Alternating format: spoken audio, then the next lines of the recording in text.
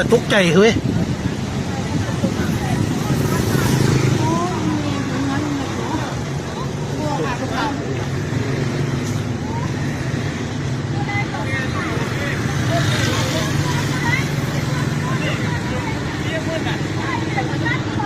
เบิ่งนวลบักเฮ็บคันว่ามันตกได้เป็นเศร้าได้เป็นชั่วโมงแล้วไม่หน่วยใหญ่ซ้ำนี่จะเบิ่งสภาพเมื่อน้องทรายข่อยคุ้มนี่ไปเบิด60-70หลังคาเฮือนบ้านพลสมบูรณ์เมืองศรีโคตรนครหลวงเวียงจันทร์คุ้มมันแถวส่วนอาหารวันนานาคำจะเบิ่งสภาพบ่ให้น้ำตาก็ออกพวกเจ้าเอ้ยเบิ่งนวลบักเฮ็บอันนี้เฮือนนาบาวหั่นน่ะคุ้มไปเบิ่งแน่เฮือนนาบาว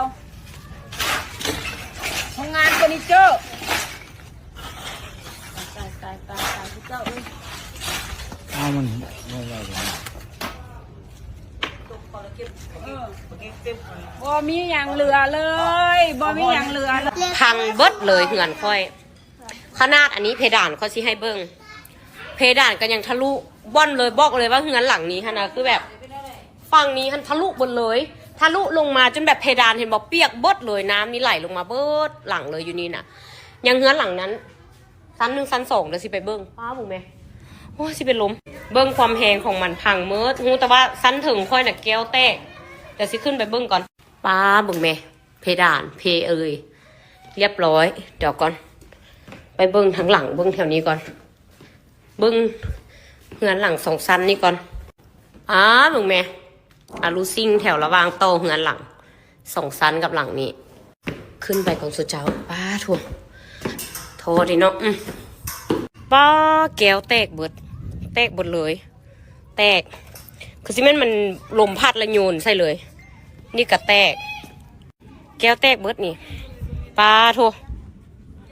ป้าดบึงไหมแถวนี้นะมุ่นอุ้ยปุ้ยหมดเลยจะสิเป็นลมเด้นี่เหือนหลังนั้นค่อยแต่ฝั่งนี้นะโบอย่างเฮงฝั่งนี้นะฝั่งนั้นเพราะว่ามันมาโหไปแต่ทางนั้นอันนี้นะป้าหวานมึงไหมแตกเบิด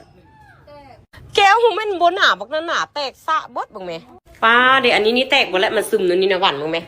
แก้วป้าโทษโอ้เบิ่งห้องน้ำสันดูโยนใช่ไหมโอ้ห้องน้ำนี่คือจะบ่เป็นอย่างหวานบ่มีหอยหัวโอ้เย่สิได้รีโนเวทแห่งว่าสิขายอยู่นี่ป้าอันนี้มันแตกอยู่บนนี้แต่ว่ามันมีอันนี้บังอยู่นี่นะมีอันนี้บังอยู่ป้าโท